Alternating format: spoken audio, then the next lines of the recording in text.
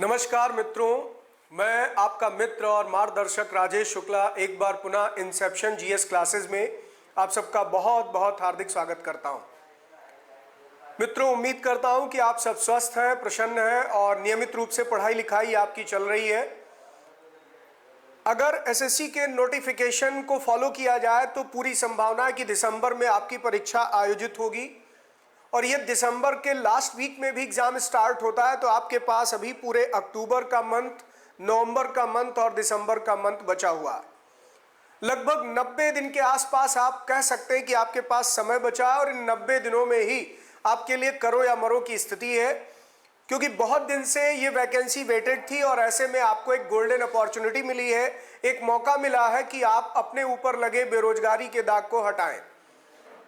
तो ये सुनहरा अवसर आपके हाथ से जाए नहीं, इसलिए आप एक प्रण लीजिए कि आप अपनी पढ़ाई की निरंतरता जरूर बनाए रखेंगे। क्योंकि होता क्या है कि कई बार हम पिछले 10 दिन से बहुत अच्छी मेहनत कर रहे होते हैं, लेकिन पता चलता अगले 4 दिनों तक पढ़ाई बिल्कुल बाधित हो जाती है। तो यदि आप निरंतरता नहीं रखेंगे, पढ़ाई की क्रमबद्धता नहीं रखेंगे, यानी कंटिन्यूटी ब्रेक करेंगे, तो आपकी पूरी मेहनत पर कहीं ना कहीं पानी फिर सकता है। इसलिए सतत प्रयास पहली शर्त है, यानी आपका एफर्ट कंटिन्यूटी में होना चाहिए। भले ही आप यहां पर एक दिन में कम पढ़ें, लेकिन उसकी पढ़ाई की निरंतरता बनी रहे। दूसरी बात, कभी भी अपने स्टडी को, अपने प्रिपरेशन को टाइम से कैलकुलेट मत करिएगा कि आज मैंने 10 घंटे पढ़े, आज मैंने 12 घंटे पढ़े। यह मैटर नहीं करता है। आपको टारगेट ओरिएंटेड काम करना है। जो आपका टारगेट है वो पूरा होना चाहिए। यानी आप अपने 90 दिनों की एक कार्य योजना तैयार करिए और उन 90 दिनों में आप डू और डाई सिचुएशन में एक मिशन मोड पर लग जाइए कि हमें बहुत बेहतर करना है और यही 3 महीने हमारे भविष्य का निर्धारण करने जा रहे हैं। तो ये सारे बातों पर आप अमल कर रहे होंगे। उम्मीद है कि आप सब ने कहीं ना कहीं कार्य योजना तैयार कर ली होगी और आपकी इसी कार्य योजना के अनुरूप में आपकी सहायता करने के लिए, मदद करने के लिए, कम से कम जीएस सेगमेंट में आपको एक कॉन्फिडेंस देने के लिए मैं खुद एक कार्य योजना लेकर के आपके साथ जुड़ा हूं। तो जीएस में आप कम से कम एवरेज स्कोरर बन सके और कुछ अच्छा कर सके, ये मेरा भी प्रयास रहेगा कि टियर 1 से पहले पहले आपके पाठ्यक्रम का एक बड़ा हिस्सा पूरा कर दूं। और इस क्रम में ही मैं मुखर्जी नगर में अपना स्टूडियो तैयार करवा रहा हूं। जैसे उसकी तैयारी पूरी होती है, आपके लिए जीएस का सेशन बढ़ाने वाला हूं। बहुत जल्दी आप मुझे यहां पर पॉलिटी की क्लास में भी देखेंगे। मैं पॉलिटी भी पढ़ाऊंगा। हिस्ट्री, ज्योग्राफी अभी 3-3 दिन बांटकर क्लासेस चल रही है। हो सकता है हिस्ट्री का पूरा एक सेशन हो जाए और एक ज्योग्राफी का पूरा सेशन। तो एटलीस्ट मेरी कार्य योजना यही कहती है कि हिस्ट्री, पॉलिटी और ज्योग्राफी निरंतर चलता रहे और जब ये सेगमेंट कंप्लीट हो जाए तो उसके बाद साइंस का सेगमेंट, इकोनॉमिक्स का सेगमेंट भी स्टार्ट किया जाए। इसके अलावा स्टैटिक जीके और करंट अफेयर्स पर भी क्लासेस होंगी। कुछ बेसिक नॉलेज कंप्यूटर पर भी आपको दी जाएगी। तो पूरी यही योजना है कि आप परीक्षा से पहले पहले एक यहां पर सामान्य स्तर की तैयारी पूरी कर लें। बाकी जो यहां टियर 1 और टियर 2 दोनों के अप्रोच में तैयारी करना चाहते हैं, जो बिगनर है, उनके लिए मैं यही कहूंगा कि आपके लिए यहां पर एक दीर्घ कार्य योजना है, यानी बहुत ही लॉन्ग टर्म के लिए प्लानिंग है, जिसमें 7-8 महीने तक कंप्लीट यहां पर सिलेबस आपका डिस्कस किया जाएगा।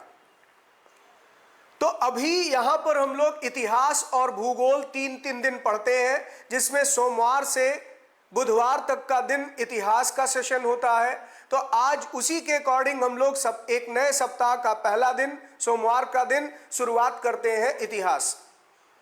हिस्ट्री में अब तक बच्चों आपने सिलेबस के अकॉर्डिंग 5 लेक्चर अटेंड कर लिए हैं, क्योंकि मैं पहला लेक्चर मानता हूं कि वो किसी टॉपिक या किसी चैप्टर पर बेस्ड नहीं था। पहला लेक्चर एक जनरल इंट्रोडक्शन था, जिसमें इतिहास का पाठ्यक्रम बताया गया था और उसके बाद आपका पहला अध्याय शुरू हुआ, प्राचीन भारतीय इतिहास को जानने के साधन। तो उसी पहले अध्याय पर प्राचीन इतिहास को जानने के जो स्रोत हैं, sources to know ancient history, उसके लेक्चर नंबर 5 पर हम लोग पहुंच चुके हैं। तो इस क्रम में आज हम लोग कुछ नई चीजें सीखेंगे। उम्मीद करता हूं कि आपको अब तक जो बताया गया वो सब कुछ याद होगा। क्योंकि इसी बात को ध्यान में रखते हुए आपका एक टेस्ट भी कंडक्ट किया जाता है, वीकली टेस्ट होता है, पूरे सप्ताह जो पढ़ाता हूं उस पर आप एक टेस्ट भी देते हैं। तो अभी कल ही आपने एक टेस्ट दिया, इससे आपको पता भी चला कि आपने जो पढ़ा है वो कितना अच्छा तैयार कर पाए। यही प्रक्रिया हम लोग अपनाते हुए आगे बढ़ेंगे। सप्ताह के 6 दिन थ्योरेटिकल स्टडी करेंगे, कॉन्सेप्ट बनाएंगे और 7वें दिन यहां पर एमसीक्यू के फॉर्म में अपनी तैयारी को रिवाइज करेंगे। तो आज यहां पर मैं आपको प्राचीन भारतीय इतिहास को जानने के साधन के क्रम में कुछ और बातें बताऊंगा, लेकिन अब तक जो पढ़ाया है उस पर एक ब्रीफ जानकारी दोबारा दे देता हूं। तो हमारा टॉपिक चल रहा है प्राचीन भारतीय इतिहास को जानने के साधन।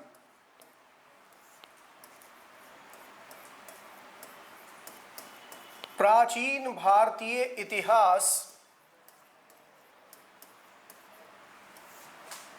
को जानने के साधन।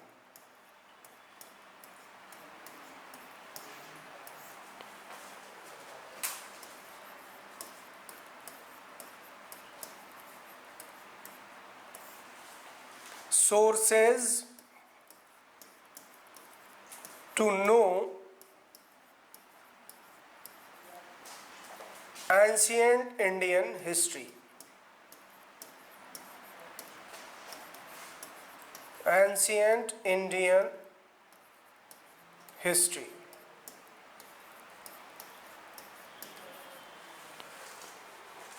इसके अंतर्गत आपने ये पढ़ा कि एक साधन है इसमें जिसे हम कहते हैं पुरातत्व।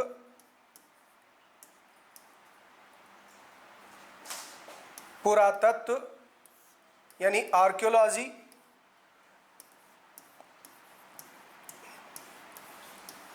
आर्कियोलॉजी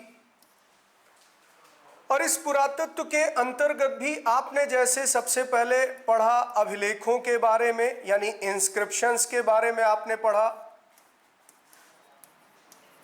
इंस्क्रिप्शंस, और इस पर आधारित आपने कुछ प्रश्नों को भी देखा। फिर इसी तरीके से आपने सिक्कों के बारे में अध्ययन किया। सिक्के भी एक पुरातात्विक साक्ष्य हैं, यानी कॉइन्स भी हमें इतिहास बताने में मदद करते हैं। कैसे, ये आपने पढ़कर देखा।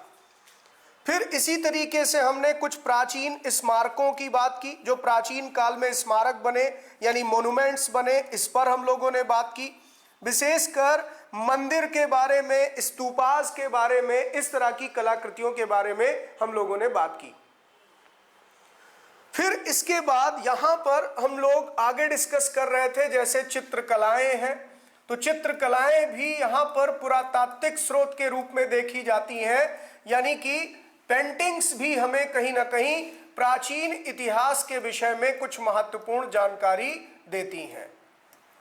तो जैसे उदाहरण के लिए अगर देखा जाए तो आप कह सकते हैं भीमबेटका की गुफाओं से मिले चित्र और अजंता की गुफाओं से मिले चित्र, इन सभी विषयों पर अब तक हम लोग अध्ययन कर चुके हैं।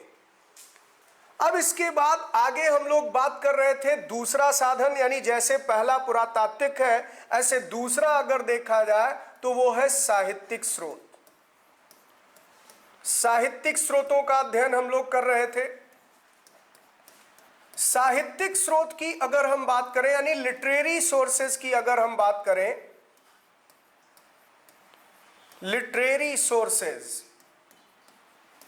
तो लिटरेरी सोर्सेज में हम क्या देखते हैं कि यहां पर हमें मुख्यतः 3 तरह के साहित्य मिलते हैं।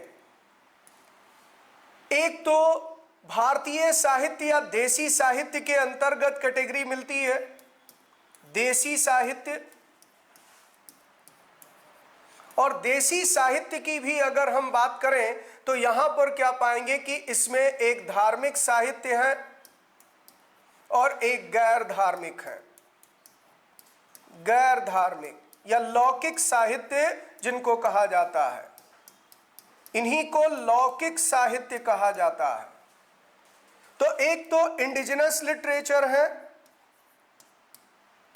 इंडिजिनस लिटरेचर, और इंडिजिनस लिटरेचर में मैंने आपको बताया 2 कैटेगरी के लिटरेचर हमें मिलते हैं, एक रिलीजियस है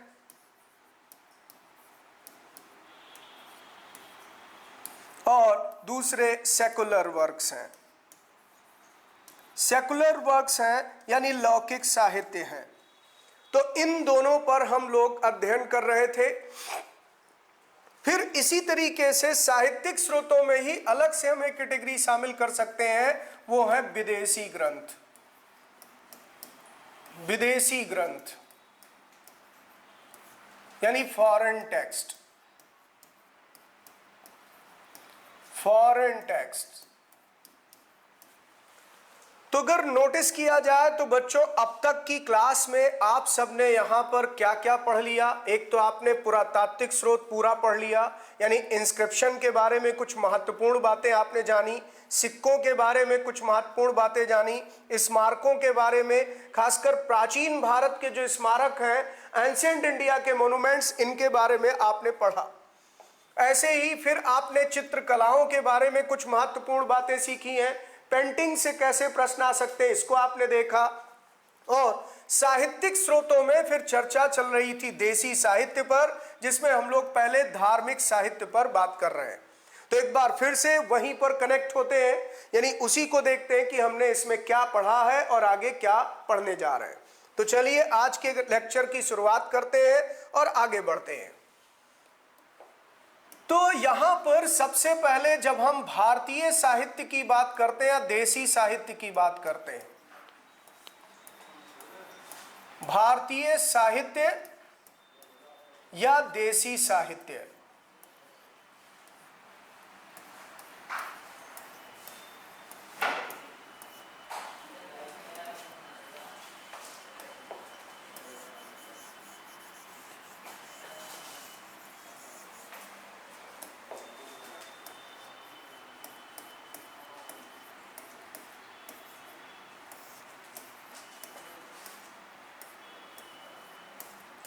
भारतीय साहित्य या देसी साहित्य,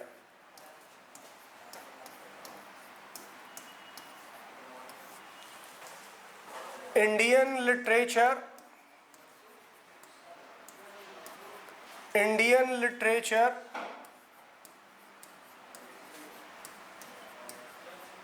और indigenous literature.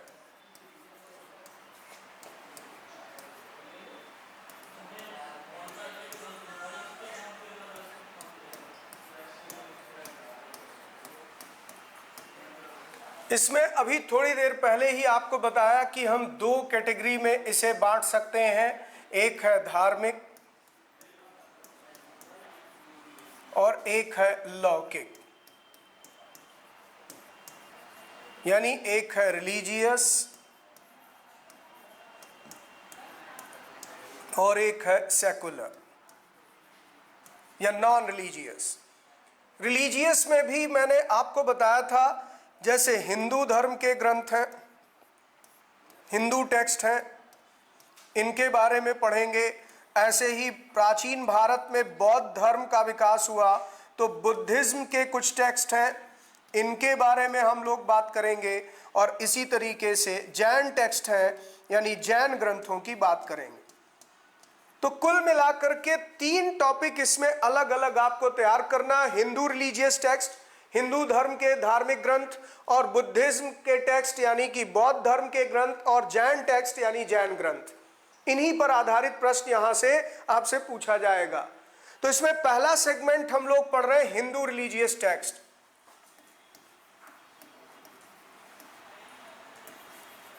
Hindu religious text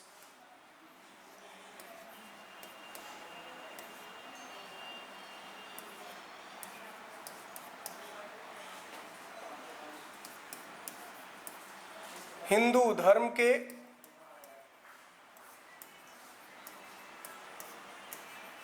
ग्रंथ। तो जब हिंदू धर्म के ग्रंथों की बात करते हैं तो इसमें भी 2 कैटेगरी बनाई जाती है। एक को यहां पर कहा जाता है वैदिक ग्रंथ या वैदिक स्रोत, वैदिक ग्रंथ जिन्हें संहिताएं कहा जाता है। संहिताएं यानी वैदिक टेक्स्ट, जिन्हें संहिताज कहते हैं। तो दो तरह के यहां पर ग्रंथ, एक वैदिक ग्रंथ है और एक को कहते हैं वैदिकोत्तर ग्रंथ। वैदिकोत्तर ग्रंथ यानी नॉन वैदिक टेक्स्ट। नॉन वैदिक टेक्स्ट, दो तरह के ग्रंथ यहां पर हमें हिंदू धर्म के संदर्भ में मिलते हैं। एक वैदिक स्रोतों पर आधारित है और एक वैदिक स्रोतों से इतर है, उससे अलग है। तो नॉन वैदिक टेक्स्ट और वैदिक टेक्स्ट दोनों के बारे में हमें अध्ययन करना है। अब जब हम वैदिक ग्रंथों की बात करते हैं तो इसमें कौन कौन से ग्रंथ शामिल हैं?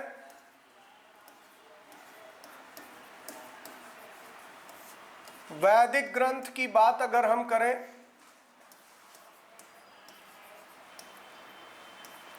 वैदिक टेक्स्ट की अगर हम बात करते हैं तो इसमें जिन्हें हम संहिताएं भी कहते हैं, संहिताएं यानी इन्हीं को संहिताज कहा जाता है। तो इसके अंतर्गत आप देखेंगे वेद यानी वेदाज, इसी के अंतर्गत ब्राह्मण ग्रंथ, ब्राह्मण ग्रंथ यानी ब्राह्मण टेक्स्ट, ब्राह्मण टेक्स्ट, इसी तरीके से आरण्यक, आरण्यक,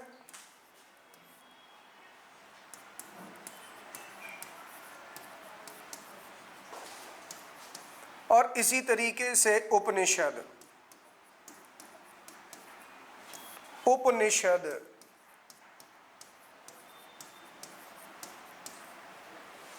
तो यहां पर जो वैदिक ग्रंथों की बात होती है इसमें वेद, ब्राह्मण ग्रंथ, आरण्यक, उपनिषद ये चारों शामिल हैं।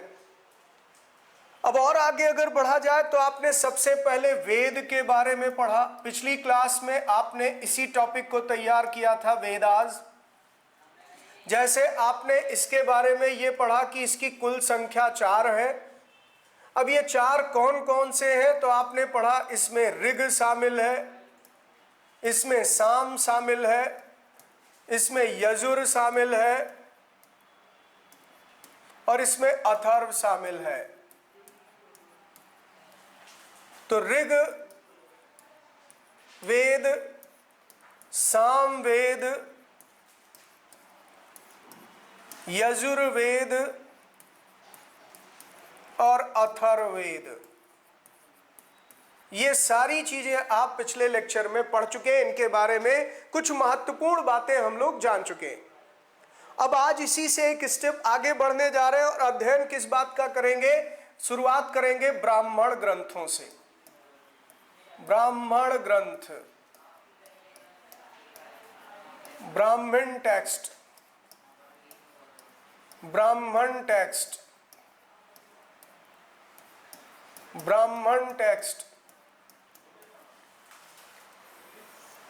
तो सबसे पहली बात कि ब्राह्मण ग्रंथों को लेकर आपसे एक प्रश्न अगर ये पूछा जाता है कि वैदिक साहित्य के कौन कौन से भाग हैं, वैदिक लिटरेचर के कौन कौन से पार्ट हैं, तो इसमें ब्राह्मण टेक्स्ट भी इसका एक पार्ट है। तो वैदिक साहित्य या जिसे हम संहिताएं कहते हैं, 4 वैदिक संहिताओं के साथ साथ ब्राह्मण टेक्स्ट को भी वेदों का पार्ट माना जाता है। और इन्हें क्या कहा जाता है? ये क्या है? ये वेदों के, वे वेदों के गद्यात्मक, गद्यात्मक व्याख्याएं हैं। ये वेदों की गद्यात्मक व्याख्याएं हैं,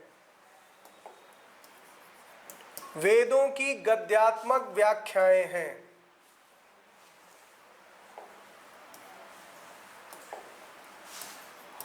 व्याख्याएं हैं।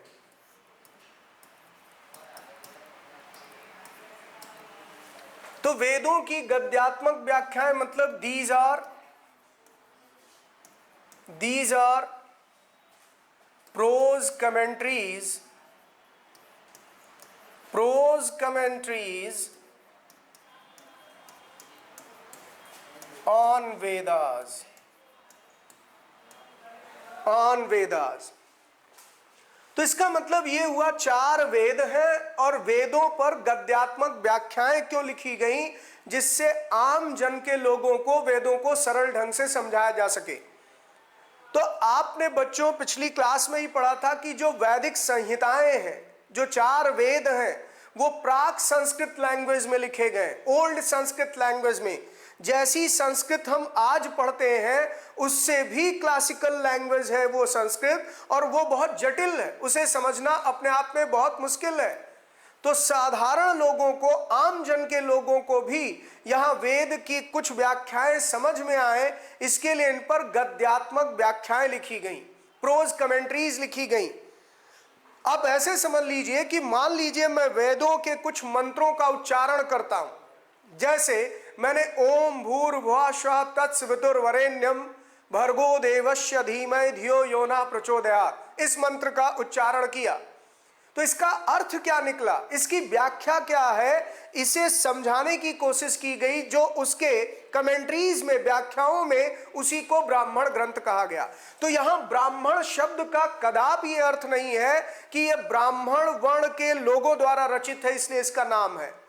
इसका ब्राह्मण वर्ण से कोई संबंध नहीं है। आज की तारीख में जिसे आप कास्ट कहते हैं, जाति कहते हैं, इसका जाति से कोई संबंध नहीं। यहां ब्राह्मण पर्टिकुलर कोई कास्ट ना होकर एक टेक्स्ट है, एक रचना है, और ये वेदों पर लिखी गई गद्यात्मक व्याख्याएं हैं जिससे वेदों को सरल ढंग से समझा जा सके। जैसे मान लीजिए भगवान शिव की आराधना में एक मंत्र रचा गया, त्र्यंबकम यजामहे सुगंधिम पुष्टिवर्धनम उर्वा रुकमेव बंधनान मृत्योर्मुक्षे माभृतात्। तो अब इसका अर्थ क्या निकला, बोल तो दिया मैंने, लेकिन इसकी कोई व्याख्या अगर हो तो हमें समझ में आए क्या कह रहा। तो इस तरह के मंत्रों को समझाने के लिए ही यहाँ पर कुछ गद्यात्मक रचनाएं तैयार की गई, कुछ प्रोज कमेंट्रीज लिखी गई, वही कहलाए ब्राह्मण ग्रंथ। यानी ये वेदों पर आधारित है, इसीलिए इन्हें वैदिक साहित्य का भाग कहते हैं। तो एक बात याद रहेगी। अब दूसरी अहम बात क्या है कि प्रत्येक वेद के अपने अपने ब्राह्मण ग्रंथ हैं। प्रत्येक वेद के अपने अपने ब्राह्मण ग्रंथ हैं, अपने अपने ब्राह्मण ग्रंथ हैं, ब्राह्मण ग्रंथ हैं।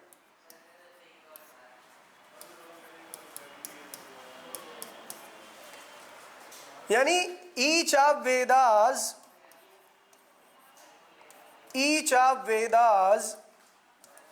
have their own Brahman text,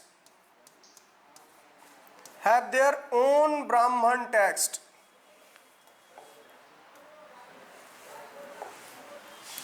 own Brahman text।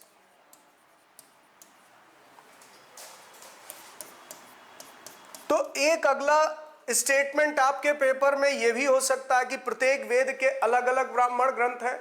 2 बातें स्पष्ट हो गई कि ब्राह्मण ग्रंथ है क्या, और फिर प्रत्येक वेद के अपने अपने ब्राह्मण ग्रंथ। तो यहां पर कुछ महत्वपूर्ण नाम अब आपके सामने रख रहा हूं जो एग्जाम में टैली करने को आ सकता है कि किस वेद का ब्राह्मण ग्रंथ है। तो कुछ प्रमुख ब्राह्मण ग्रंथों को भी देख लेते हैं। कुछ प्रमुख ब्राह्मण ग्रंथ, some important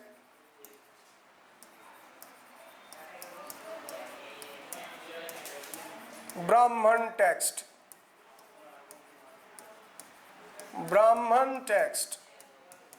तो कौन कौन से महत्वपूर्ण ब्राह्मण ग्रंथ हैं, जैसे एक है ऐतरेय,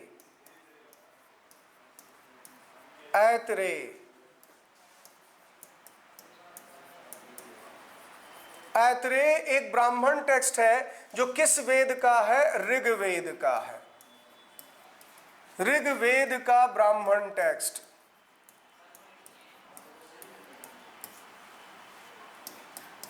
ब्राह्मण टेक्स्ट ऑफ ऋग्वेदा।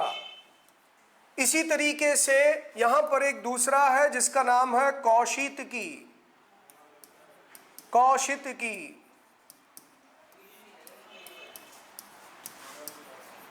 कौशितकी। कौशितकी भी ध्यान रखिएगा, जो कौशितकी ब्राह्मण ग्रंथ है ये भी ऋग्वेद का ही ब्राह्मण ग्रंथ है। तो ऋग्वेद के दो ब्राह्मण ग्रंथ हैं, ऐतरेय और कौशितकी। तो हो सकता है ये दोनों नाम आ जाए एग्जाम में और पूछा जाए ये किस वेद का ब्राह्मण ग्रंथ है। ऐसे ही यहां पर आप देखेंगे एक तीसरा है सतपथ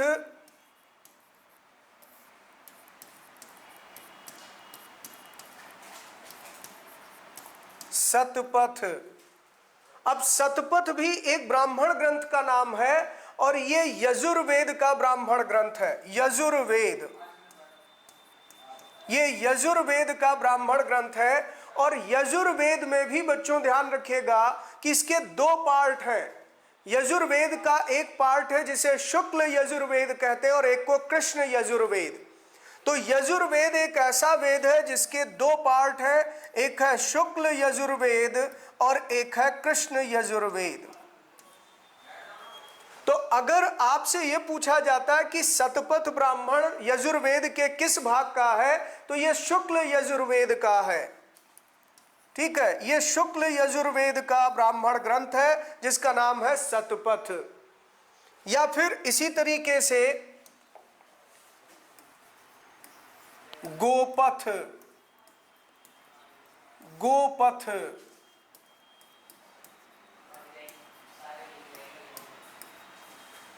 गोपथ ब्राह्मण अथर्ववेद का है। अथर्ववेद का है। इसी तरीके से तैत्तिरीय। तैत्तिरीय,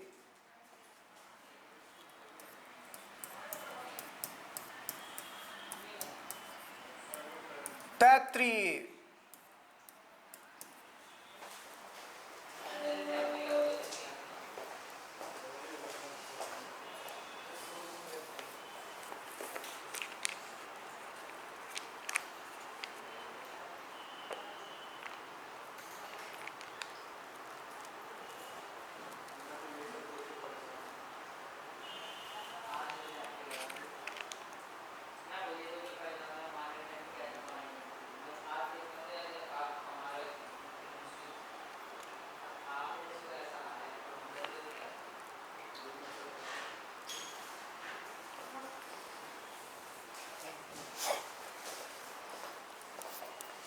हाँ, तो मैं आपको यहां पर यह बता रहा था कि यजुर्वेद के दो भाग हैं। इसमें तैत्तिरीय ब्राह्मण किसका है? कृष्ण यजुर्वेद का। कृष्ण यजुर्वेद का। ठीक है, तो यह भी एक पॉइंट है कि यजुर्वेद के कौन से दो भाग हैं? शुक्ल यजुर्वेद और कृष्ण यजुर्वेद। सतपथ ब्राह्मण किसका है? शुक्ल यजुर्वेद का। और जो यहां तैत्तिरीय ब्राह्मण है कृष्ण यजुर्वेद का। फिर इसी तरीके से एक और ब्राह्मण ग्रंथ है, उसका नाम है तांड्य ब्राह्मण। तांड्य। तांड्य ब्राह्मण किसका है? सामवेद का। या सामवेद का ही एक और ब्राह्मण ग्रंथ है, उसका नाम है जैमिनी। जैमिनी।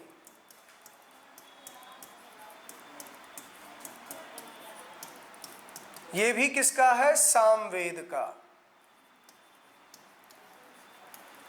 तो इस तरह से बच्चों आपको मैंने कुल 7 महत्वपूर्ण ब्राह्मण ग्रंथों के नाम बताए। 2 ऋग्वेद के, 2 यजुर्वेद के, 2 सामवेद के और एक मात्र ब्राह्मण ग्रंथ है अथर्ववेद का। तो ये सातों अगर याद रहे तो बहुत अच्छी बात है।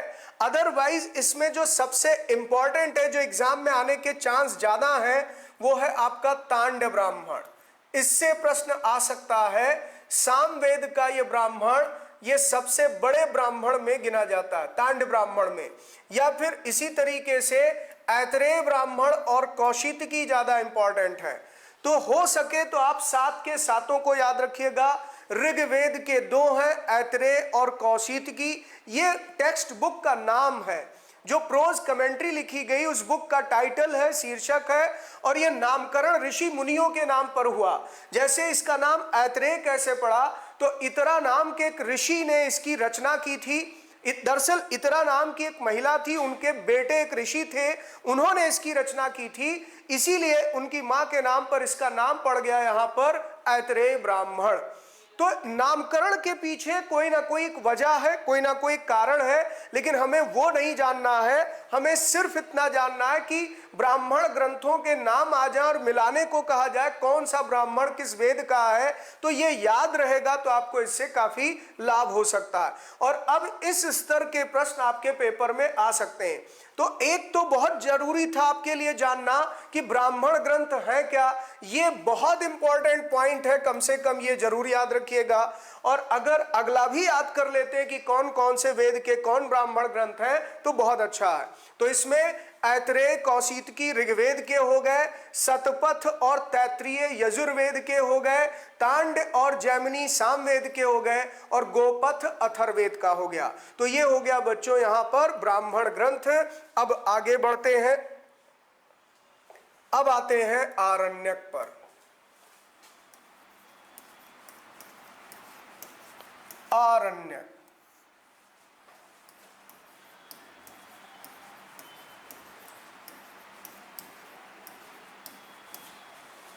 इसके बारे में कुछ बेसिक बातें आपको जानना है। दरअसल वैदिक काल में जीवन जीने की एक पद्धति थी।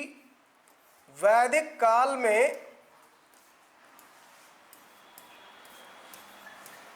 जीवन की 4 अवस्थाएं,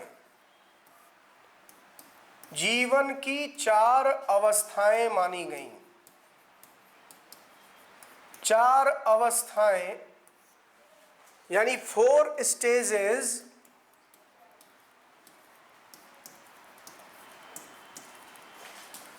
ऑफ लाइफ इन वैदिक पीरियड। इन वैदिक पीरियड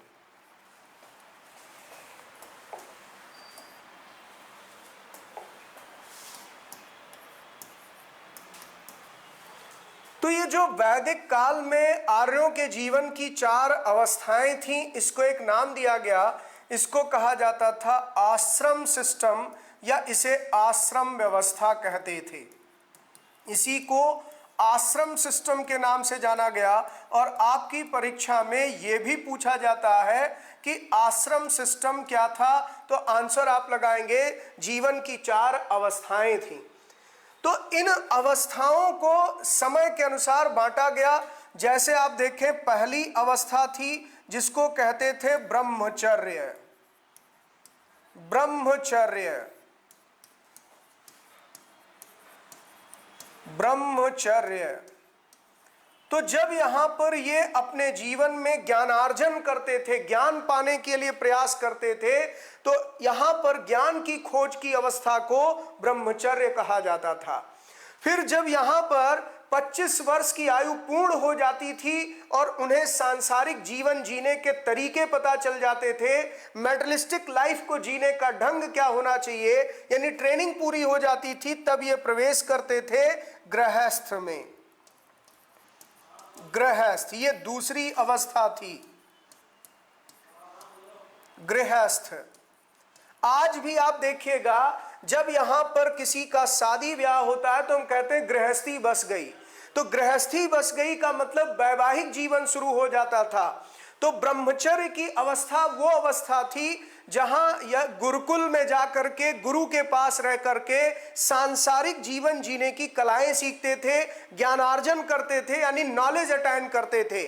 और ये एक तरीके से फिजिकल या मटेरियल वर्ल्ड का नॉलेज था, भौतिक जीवन के ज्ञान थे, और इस तरह से सांसारिक जीवन कैसे जिया जाए, जीने की कला सीखते थे। तो पढ़ने लिखने की जो ये अवस्था थी, इसी को ब्रह्मचर्य कहते थे, यानी छात्र जीवन। जैसे आप सबका ब्रह्मचर्य जीवन चल रहा है।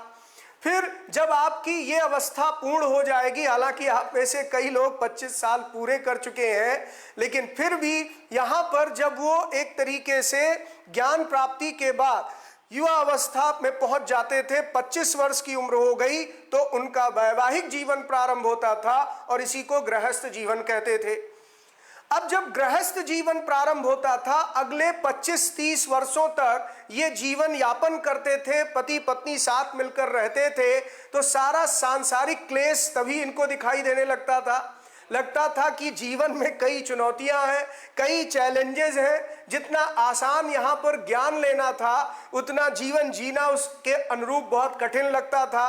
तो धीरे धीरे मन में वैराग्य की भावना जगने लगती थी। यानी जैसे ही क्लेश शुरू होते हैं, जैसे ही पति पत्नी में झगड़ा झंझट होता है, लगता इससे अच्छा तो वैरागी रहते तो ज्यादा अच्छा रहता। तो जब वैराग्य की भावना जगने लगे तो समझ जाओ कि अब सांसारिक जीवन त्यागने की इच्छा है। यानी घर त्याग करके, गृह त्याग करके वन गमन की ओर जब जाने की अवस्था आती थी, या फिर यहां सन्यासियों के जीवन के बारे में जानने की अवस्था आती थी, तो उस अवस्था को कहा गया है वानप्रस्थ।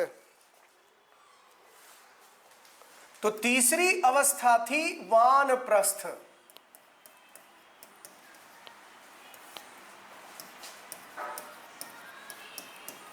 वानप्रस्थ। तो इस तरीके से कुल मिलाकर के अगर आप देखें, पहली अवस्था ब्रह्मचर्य, दूसरी अवस्था गृहस्थ और तीसरी अवस्था क्या आई, वानप्रस्थ। अब इसके बाद अंत में सन्यास का जीवन प्रारंभ होता था। तो यही 4 अवस्थाएं कहलाती थीं आश्रम व्यवस्था। तो सन्यास की अवस्था ये हो गई आश्रम व्यवस्था। समझ गए, चारों अवस्थाएं क्लियर है। अब जरा इसमें से इस अवस्था पर आप गौर करें, वानप्रस्थ। तो ये 2 चीजों से मिलकर बना है, एक है वन, एक है प्रस्थान। प्रस्थान, दरअसल प्रस्थान शब्द का मतलब होता है डिपार्चर। डिपार्चर यानी किसी चीज से निकल जाना, बाहर चले जाना, कहीं चले जाना, डेस्टिनेशन की ओर चले जाना। तो जब वन की ओर गमन हो जाए, यानी फॉरेस्ट में डिपार्ट कर जाए, तो ये हो गया depart to forest. Depart to forest यानी वन की ओर गमन। वन की ओर गमन, जब इस तरह की अवस्था आ जाए तो इसी को कहा गया वानप्रस्थ। ये क्यों बता रहा हूं, क्योंकि वन में जाने वालों के जीवन के अलग नियम होते थे और इन्हीं नियमों की चर्चा एक पुस्तक में की गई है। इस पुस्तक को ही क्या कहा गया है, यानी इस टेक्स्ट को ही एक नाम दिया गया और इसे कहा गया आरण्यक। तो आरण्यक के बारे में बच्चों ध्यान रखिएगा कि ये यहां पर अरण्य शब्द से बना है। दरअसल जो आरण्यक आप पढ़ रहे हैं, इसमें टर्म आया अरण्य, और अरण्य यहां वन की पर्यायवाची होती है, यानी ये फॉरेस्ट की सिनोनिम्स है। फॉरेस्ट को ही अरण्य भी कहते हैं। तो एक तरीके से वन में रहने वाले सन्यासियों का जीवन कैसा होता था, वन में रहने वाले सन्यासियों को किन नियमों का पालन करना पड़ता था, उस पर जो वैदिक रचनाएं हैं उनको आरण्यक कहा गया। यानी ये स्पिरिचुअल नॉलेज की ओर बढ़ रहा है। तो पहले उन्होंने सांसारिक ज्ञान प्राप्त किया, अब आध्यात्मिक ज्ञान प्राप्त करने की कोशिश शुरू हो गई।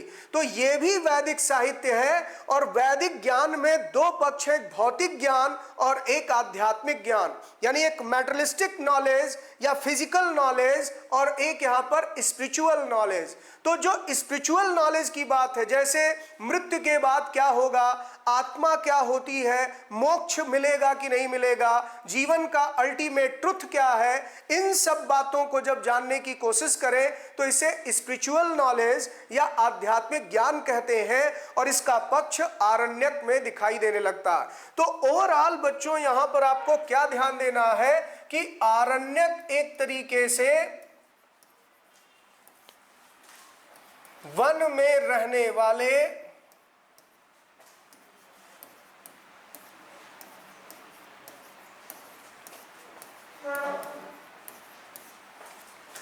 ऋषि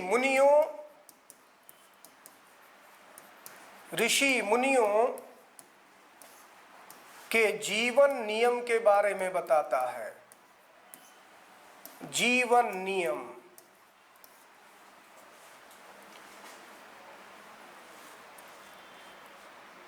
यानी कि डिसिप्लिन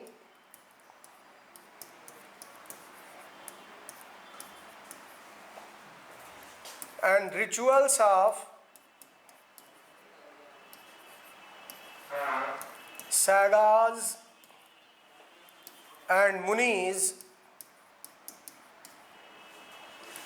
lived in forest।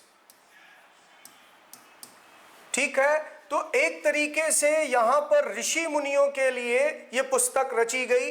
दूसरा, ये कंटेन करता है या डील्स विथ स्पिरिचुअल नॉलेज।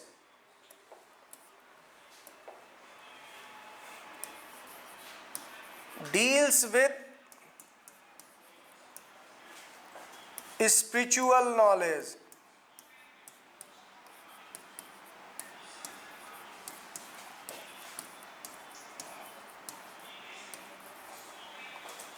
आध्यात्मिक ज्ञान, आध्यात्मिक ज्ञान से संबंधित है, से संबंधित है। तो बच्चों, आज आपने ये देखा कि ब्राह्मण ग्रंथ क्या है, आरण्यक क्या है। अब जरा इसी तरीके से हम बात कर लेते हैं उपनिषदों की। उपनिषद, उपनिषद देखिए, सबसे पहली बात कि ये दो शब्दों से मिलकर बना है, एक है उप और एक है निषद। मैं इसका संधि विग्रह कर रहा हूं, संधि विच्छेद कर रहा हूं, उप और निषद। तो उप शब्द का यहां पर लिटरल मीनिंग अगर देखा जाए तो ये होता है नजदीक, नजदीक यानी नियर। और निषद का मतलब होता है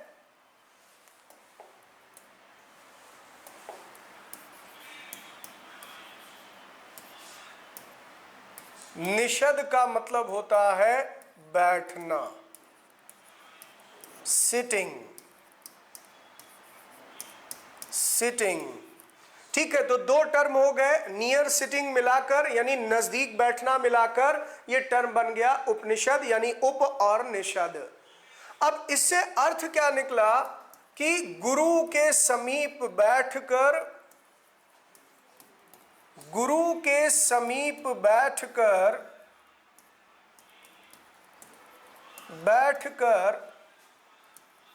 अर्जित ज्ञान, अर्जित ज्ञान,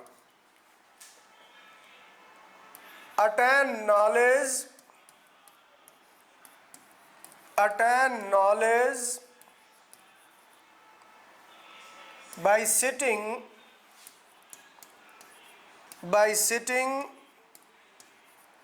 near to teacher। तो इस तरीके से कुल मिलाकर के आप कह सकते हैं कि उपनिषद ऐसे ज्ञान का संग्रह है, ऐसे ज्ञान का स्रोत है जिसमें गुरु के समीप बैठकर शिष्यों ने चर्चा के द्वारा यानी कि यहां पर डिस्कशन के द्वारा ज्ञान अर्जित किया। तो ज्ञान दो तरीके से अर्जित हो सकता था, एक गुरु ने जो पाठ पढ़ाया, जो लेसन दिया, उसको हमने अर्जित कर लिया, और एक यहां पर मन में जो जिज्ञासाएं उत्पन्न हुई, मन में जो यहां पर शंकाएं पैदा हुई यानी डाउट्स क्रिएट हुए, उसके लिए गुरु के पास गए और अपनी उन शंकाओं को गुरु के सामने रखा और फिर गुरु से वाद विवाद किया, चर्चा किया, डिस्कशन किया, डिबेट किया और अल्टीमेटली हमें एक ट्रुथ पता चला या एक ज्ञान मिला। तो इस तरह के ज्ञान को उपनिषदीय ज्ञान कहते हैं, इसी को उपनिषद कहा गया। तो जब भी आपके पेपर में ऐसा कोई प्रश्न आए कि वो वैदिक ज्ञान जो गुरु के समीप बैठकर शिष्यों द्वारा अर्जित किया गया था उसे किस नाम से जाना गया, तो आंसर क्या लगाएंगे, उपनिषद। यानी knowledge attend bye pupils bye sitting there teachers near teacher, तो उसे क्या कहते हैं, तो आंसर क्या लगाएंगे, उपनिषद। ये क्लियर रहेगा। अब इसी से जुड़े कुछ महत्वपूर्ण पक्षों को और समझते हैं। देखिए, गुरु ने कोई बात बताई, टीचर ने अपने स्टूडेंट्स को, अपने पुपिल्स को कुछ बातें बताई, तो कुछ यहाँ पर शिष्य ऐसे भी होते हैं जिनके मन में उसके बियॉन्ड भी कुछ प्रश्न क्रिएट होते हैं, जो बताया गया उसके परे जाकर सोचते हैं। जैसे यहाँ पर मान लीजिए वो जानना चाहें कि ईश्वर की सत्ता है कि नहीं है, या फिर अगर संसार की रचना ईश्वर ने की है तो मनुष्य के जीवन का अंत कैसे है, मोक्ष क्या है, मोक्ष प्राप्ति के लिए क्या करना चाहिए, या फिर क्या पुनर्जन्म की संकल्पना है कि नहीं है, पाप पुण्य क्या है। तो इस तरह के ज्ञान पर जब चर्चा होती थी तो इसी को दर्शन कहा जाता है, यानी सत्य की खोज। तो यहाँ पर फिजिकल ट्रुथ की बात नहीं हो रही, मेटलिस्टिक ट्रुथ की बात नहीं हो रही है, स्पिरिचुअल ट्रुथ को पाने की कोशिश, इसी को फिलॉसफी कहा गया। तो इस तरह की चर्चाएं इसमें मिलती है, यानी उपनिषदों में विषय क्या है अगर देखा जाए तो इसमें आप देखेंगे आत्मा की बात मिलती है, यानी इसमें सोल के बारे में चर्चा की गई है, इसमें इसी तरीके से पुनर्जन्म के बारे में चर्चा मिलती है, यानी इसमें रीबर्थ के बारे में चर्चा की गई है, या इसी तरीके से आप देखेंगे इसमें मोक्ष के बारे में बात की गई है, यानी इसमें अगर देखा जाए तो लिबरेशन की बात हुई है, ठीक है, लिबरेशन की बात इसमें की गई है। इस तरह के विषयों पर इसमें चर्चा मिलती है और इसी को कहा गया है दर्शन। यही कारण है कि उपनिषदों को भारतीय दर्शन का आधार माना गया है, तो इसे कहते हैं फिलॉसफी, फिलोसोफी। फिलोसोफी एक ग्रीक वर्ड है जिसका मतलब होता है सर्च टू ट्रुथ, यानी ट्रुथ को पाने का रिसर्च करना, अनुसंधान करना। तो सत्य की खोज को ही फिलॉसफी कहते हैं। दर्शन का मतलब सत्य पाना। जैसे जब हम भगवान को साक्षात देखना चाहते हैं तो क्या कहते हैं, देखने नहीं गए, दर्शन करने गए। हम माता वैष्णो देवी का दर्शन करने गए, तो माता को साक्षात देखने, यानी जब सत्य को साक्षात जानना चाहे, सत्य पर अनुसंधान करें तो उसे दर्शन कहते हैं। तो जब भी आपसे पूछा जाए कि भारतीय दर्शन का आधारभूत ग्रंथ किसे माना गया, तो उपनिषदों को। अब जरा उपनिषदों से जुड़े कुछ और महत्वपूर्ण प्रश्न देख लेते हैं। जैसे आपसे पूछा जा सकता है इनकी कुल संख्या कितनी है, तो कुल 108 उपनिषद माने गए हैं, कुल 108 उपनिषद माने गए हैं। There are total 108 उपनिषद। इसी तरीके से दूसरा अहम तथ्य देखिएगा इसमें से एक बहुत महत्वपूर्ण उपनिषद है जिसका नाम है मुंडक उपनिषद। मुंडक उपनिषद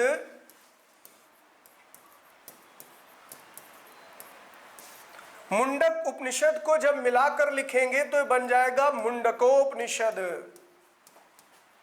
मुंडकोपनिषद दोनों को मिलाकर अगर लिखते हैं तो कंफ्यूज मत होइएगा, एग्जाम में मुंडकोप आ सकता है या मुंडक उपनिषद अलग अलग भी आ सकता है। तो मुंडक उपनिषद,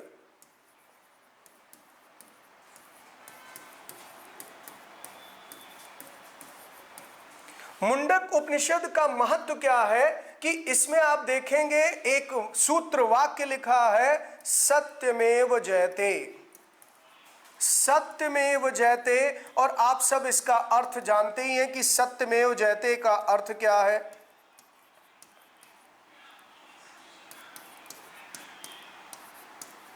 सत्यमेव जयते का मतलब होता है सदैव सत्य की विजय होगी, ट्रुथ की हमेशा विक्ट्री होगी। तो सत्यमेव जयते ही भारत का राष्ट्रीय आदर्श वाक्य है, भारत का राष्ट्रीय आदर्श वाक्य है, आदर्श वाक्य है, यानी ये नेशनल एम्बलम ऑफ इंडिया है। हमारे नेशनल एम्बलम में यही सूत्र आपको मिलेगा, नेशनल एम्बलम ऑफ इंडिया। यह भारत का राष्ट्रीय आदर्श वाक्य माना गया, सत्यमेव जयते, यानी सदैव सत्य की विजय होगी।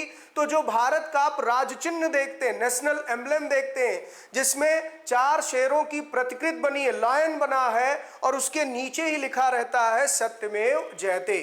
तो इस तरीके से अगर ये परीक्षा में आया कि भारत का राष्ट्रीय आदर्श वाक्य किस ग्रंथ से लिया गया, तो आंसर होगा उपनिषद से लिया गया है। और कौन से उपनिषद से लिया गया, तो आंसर हो जाएगा मुंडक उपनिषद से, यानी मुंडकोपनिषद से ये राष्ट्रीय आदर्श वाक्य अपनाया गया है। ठीक है, यहां तक बातें समझ में आ गई। अब इसके साथ साथ मैंने क्या कहा कि उपनिषदों को भारत में भारतीय दर्शन का आधारभूत ग्रंथ माना गया है। तो उपनिषदों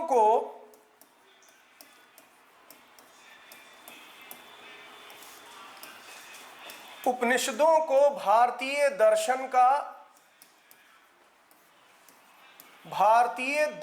का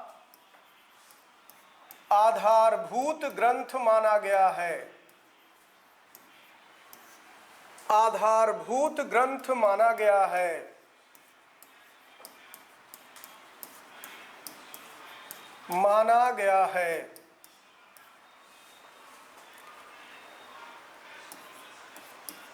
Upanishads are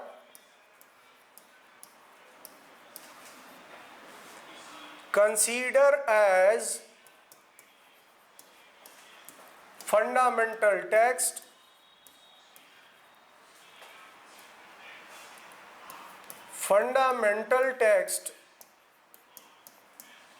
of Indian philosophy,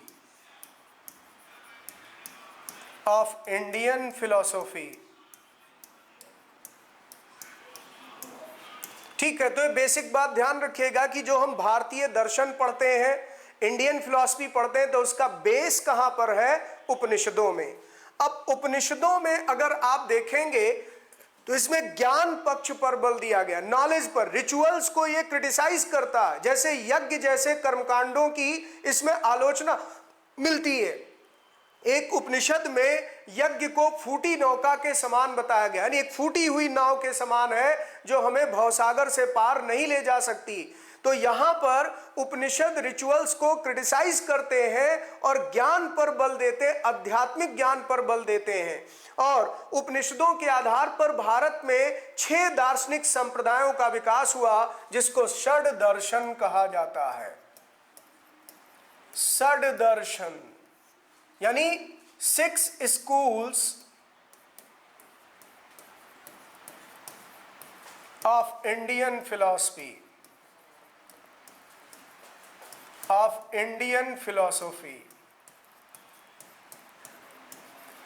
तो कौन कौन से 6 दर्शन है? षड दर्शन का मतलब यहां पर 6 दार्शनिक संप्रदायों से है, जो भारतीय दर्शन में पढ़ाया भी जाता है, भारतीय दर्शन का हिस्सा है। तो इसमें 6 दर्शन के नाम आपकी परीक्षा में पूछे जा सकते हैं। तो जैसे आप देखेंगे इसमें यहां पर कुछ महत्वपूर्ण दर्शन है। एक है सांख्य, ठीक है। अब सांख्य के बाद दूसरा आप लिख सकते हैं योग, तीसरा इसी तरीके से है न्याय,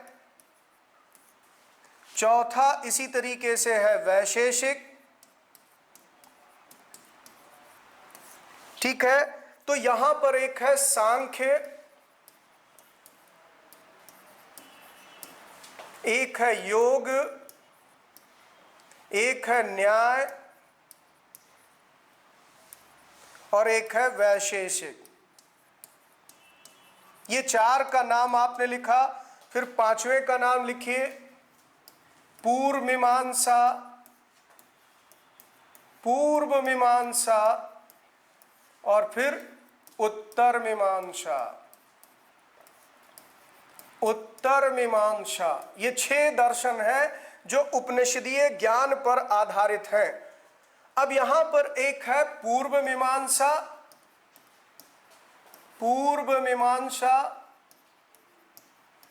और एक है उत्तर मीमांसा।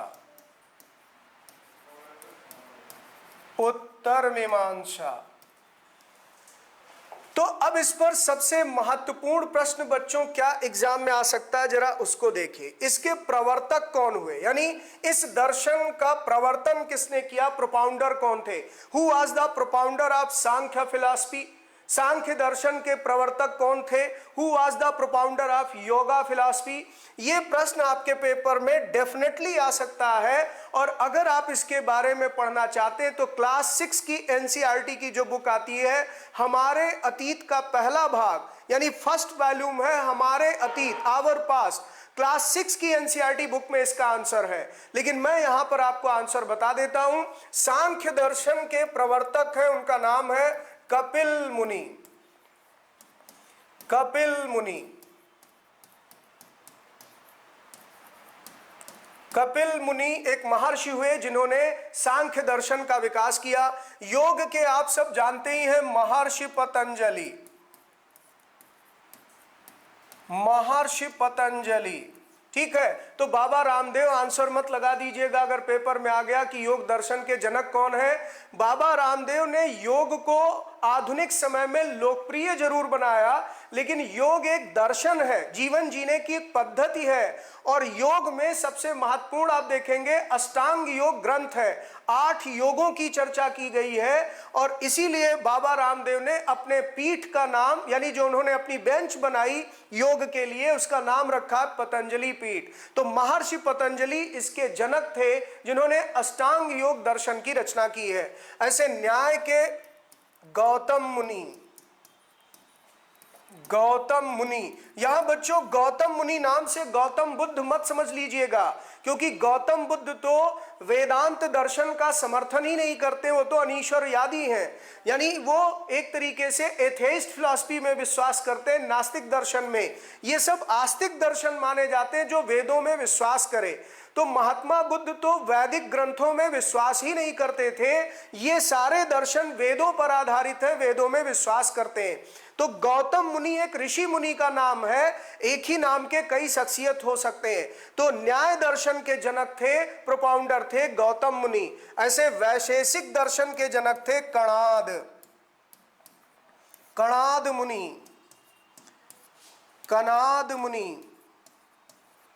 अब कणाद मुनि को प्राचीन भारत का एस्ट्रोनॉमर माना जाता है, यानी ये बहुत बड़े खगोल शास्त्री हैं या बहुत बड़े खगोल विज्ञानी माने जाते हैं, क्योंकि इन्होंने एक विशेष कण से ब्रह्मांड के बनने की चर्चा की है। तो ये एक विद्वान हुए और इन्होंने वैशेषिक दर्शन की रचना करके ब्रह्मांड या जगत की रचना के बारे में अपना सिद्धांत दिया है। आगे बढ़ते हैं इसी तरीके से पूर्व मीमांसा। पूर्व मीमांसा के यहां जनक माने जाते प्रोपाउंडर जैमिनी। जैमिनी।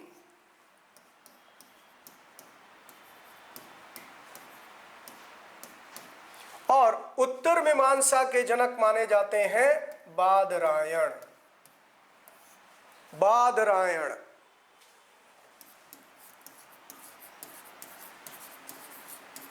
ठीक है। तो उम्मीद करता हूं बच्चों कि उपनिषद पर आधारित कुछ प्रश्न आएगा तो आप ये सारे तथ्य याद रखेंगे। उपनिषदों की कुल संख्या क्या है, उपनिषद का अर्थ क्या है। तो यहां से जितने भी इंपॉर्टेंट फैक्ट थे मैंने बताए। उपनिषद का अर्थ ये है, उपनिषदों में आध्यात्मिक ज्ञान की चर्चा मिलती है और इसीलिए उपनिषदों को आरण्यक का कॉम्प्लीमेंट्री माना जाता है, पूरक माना जाता है। यानी आरण्यक और उपनिषद दोनों ही ज्ञान पक्ष पर बल देते हैं, ये स्पिरिचुअल नॉलेज पर फोकस करते हैं। फिर उपनिषदों में सबसे महत्वपूर्ण है हमारे लिए परीक्षा के दृष्टिकोण से मुंडक उपनिषद, क्योंकि भारत का राष्ट्रीय आदर्श वाक्य यहीं से लिया गया। और इसके अलावा उपनिषदों को भारतीय दर्शन का आधारभूत ग्रंथ माना गया, क्योंकि भारत में जो 6 दर्शन हैं, 6 स्कूल्स ऑफ फिलॉसफी हैं, वो इसी पर आधारित हैं। और यहां पर ये 6 दर्शन के नाम हो गए। अब एक अंतिम तथ्य जान लीजिए, उपनिषदों के लिए ही उपनिषद को एक और नाम से जाना जाता है और इसे कहते हैं वेदांत। उपनिषद को ही वेदांत कहते हैं, जिसका मतलब है वेदों के अंतिम भाग। वेदों के अंतिम भाग।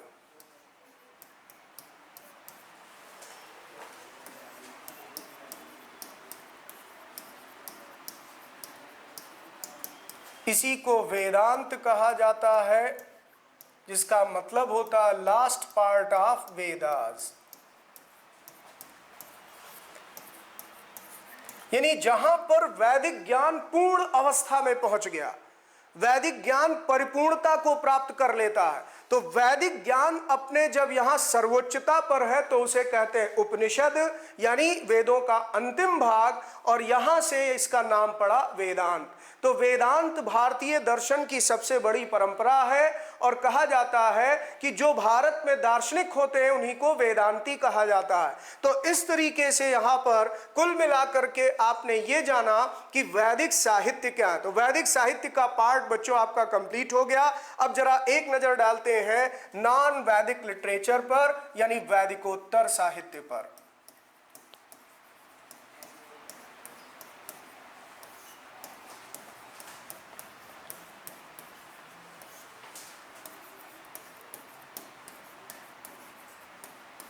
नॉन वैदिक लिटरेचर, तो नॉन वैदिक लिटरेचर में जैसे सबसे महत्वपूर्ण है वेदांग। अब ध्यान दीजिएगा, वेदांग अलग है और वेदांत अलग है। वेदांग यहां पर एक अलग ग्रंथ का नाम है, यह भी वेदों को समझाने के लिए लिखा गया है, और वेदांत उपनिषदों को कहा गया। तो एग्जाम में कंफ्यूज नहीं करना है।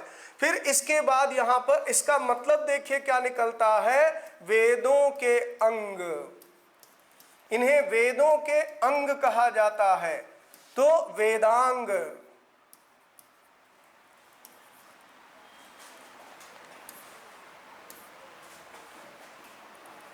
इन्हें ऑर्गन्स ऑफ वेदास कहते हैं, ऑर्गन्स ऑफ वैदिक बॉडीज कहा जाता है, यानी वेद रूपी शरीर के अंग माने गए हैं ये। तो वेदांग हो गए। और इसी तरीके से आप देखेंगे उपवेदा, उपवेदा। तो वेदांग और उपवेद ये दोनों ही वेदों से ही संबंधित हैं, वेदों को समझाने के लिए रचनाएं हैं, लेकिन इन सब की रचना उत्तर वैदिक काल में या बाद में हुई, और इनको यहां पर ध्यान रखिएगा वैदिक ग्रंथों में या वैदिक संहिताओं में शामिल नहीं किया जाता है। तो वैदिक संहिताओं से ये इतर है, अलग है, इसीलिए इनको वैदिकोत्तर साहित्य कहा जाता है, यानी ये बियॉन्ड वैदिक लिटरेचर है, हालांकि आधारित ये वेदों पर ही है। तो यहां पर वेदों को सरल ढंग से समझाने के लिए वेदांग की रचना हुई। तो अगला पॉइंट लिखेंगे, वेदों को सरल ढंग से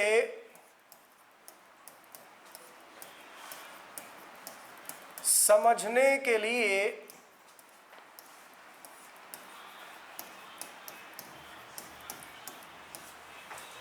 छह वेदांगों की रचना हुई, छह वेदांगों की रचना हुई।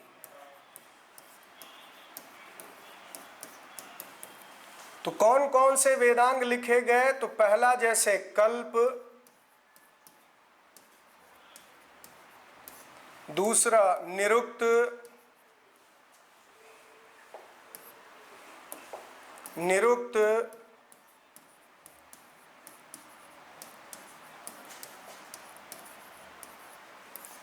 तीसरा व्याकरण,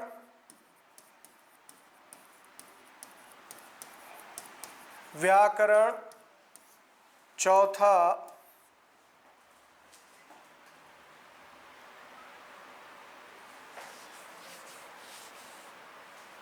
शिक्षा, शिक्षा, चौथा पांचवा छंद,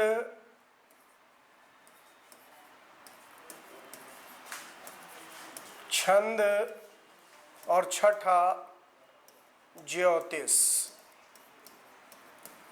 ज्योतिष। ये छह वेदांगों के नाम हैं, यानी ये छह पुस्तकें हैं जो वेदों को सरल ढंग से समझाने के लिए लिखी गई। अब इसमें अहम बात क्या है जो मैं कह रहा था, इन्हें कहा जाता है वेदों के हाथ, इन्हें हैंड ऑफ वेदास कहते हैं, इन्हें वेदों के हाथ कहते हैं, यानी हैंड ऑफ वेदास, इन्हें हैंड माना गया है।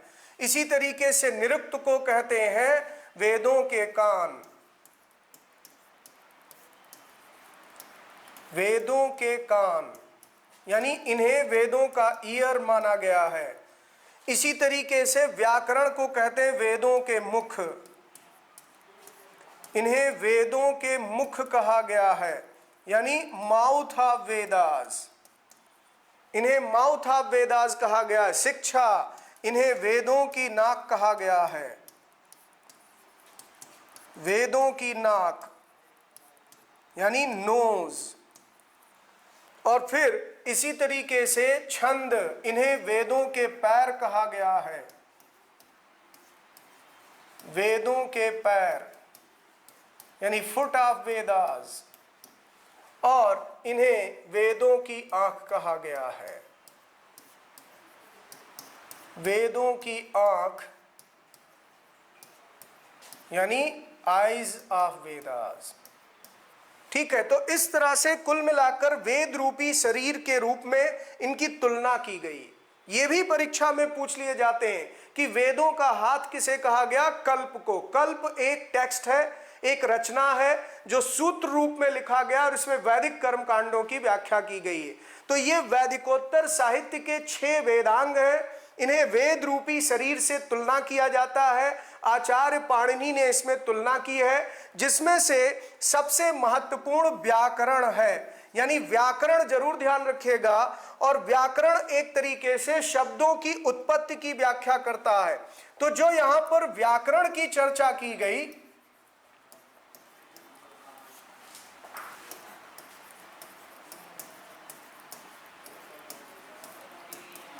इसमें संस्कृत शब्दों की पूरी व्याख्या मिलती है, यानी संस्कृत शब्दों की उत्पत्ति कैसे हुई, किस शब्द का क्या अर्थ है।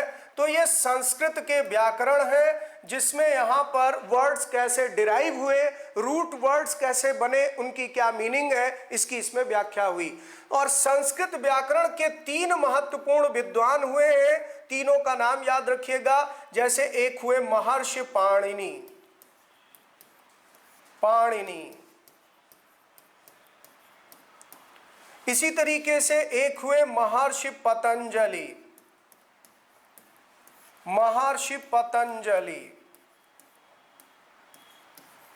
और इसी तरीके से एक हुए यहां पर कात्यायन।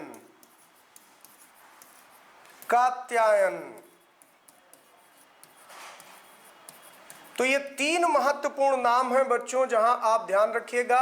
अब जैसे पाणिनि की एक बहुत महत्वपूर्ण रचना है संस्कृत व्याकरण पर, उसका नाम है अष्टाध्यायी। अष्टाध्यायी इनकी पुस्तक का नाम है, अष्टाध्यायी। ये संस्कृत व्याकरण पर लिखी गई एक बहुत ही महत्वपूर्ण पुस्तक है। इसका नाम इसलिए अष्टाध्यायी पड़ा क्योंकि इसमें 8 अध्याय हैं, अष्टाध्यायी। इसी तरीके से पतंजलि ने भी संस्कृत व्याकरण पर एक बुक लिखी है, इसका नाम है महाभाष्य।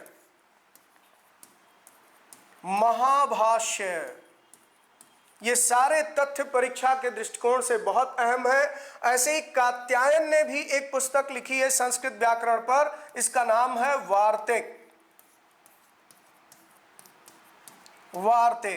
तो 3 महत्वपूर्ण पुस्तकें संस्कृत व्याकरण की हैं। कौन कौन सी? अष्टाध्यायी, उसके रचनाकार कौन है? महर्षि पाणिनि।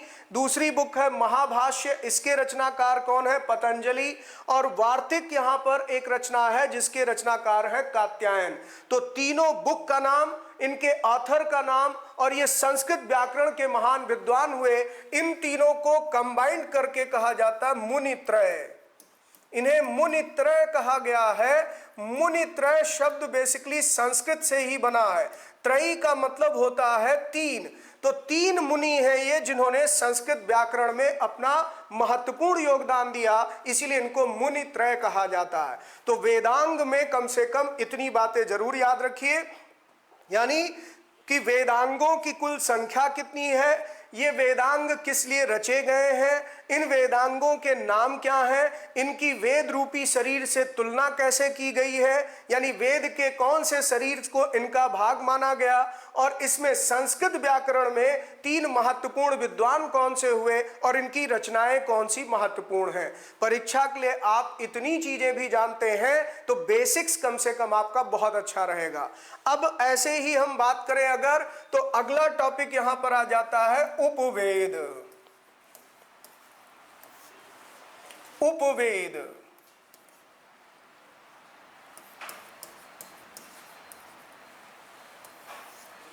तो उपवेद में बच्चों आपसे प्रश्न बहुत सीधे सीधे आने वाला है। एक तरफ वेद और एक तरफ उपवेद का नाम दिया रहेगा। प्रत्येक वेद के अपने अपने उपवेद हैं। जैसे अगर हम मान लीजिए पहला वेद ले, ऋग्वेद की बात करें, तो ऋग्वेद के उपवेद का नाम है आयुर्वेद। आयुर्वेद।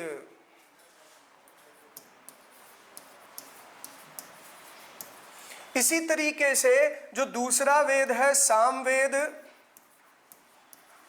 सामवेद, इसके उपवेद का नाम है गंधर्व वेद।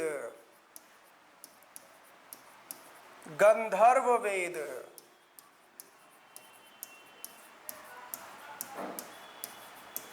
इसी तरीके से जो तीसरा वेद है इसका नाम है यजुर्वेद, और यजुर्वेद के उपवेद का नाम है धनुर्वेद।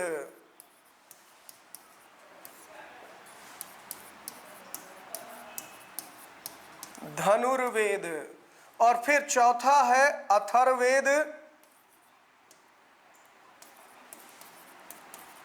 और अथर्ववेद के उपवेद का नाम है शिल्पवेद।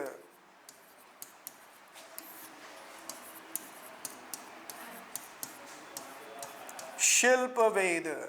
तो आपको इसमें सीधे सीधे केवल यहां इतना याद रखना कि कौन से वेद का कौन सा उपवेद है, यही एग्जाम में पूछा जा सकता है।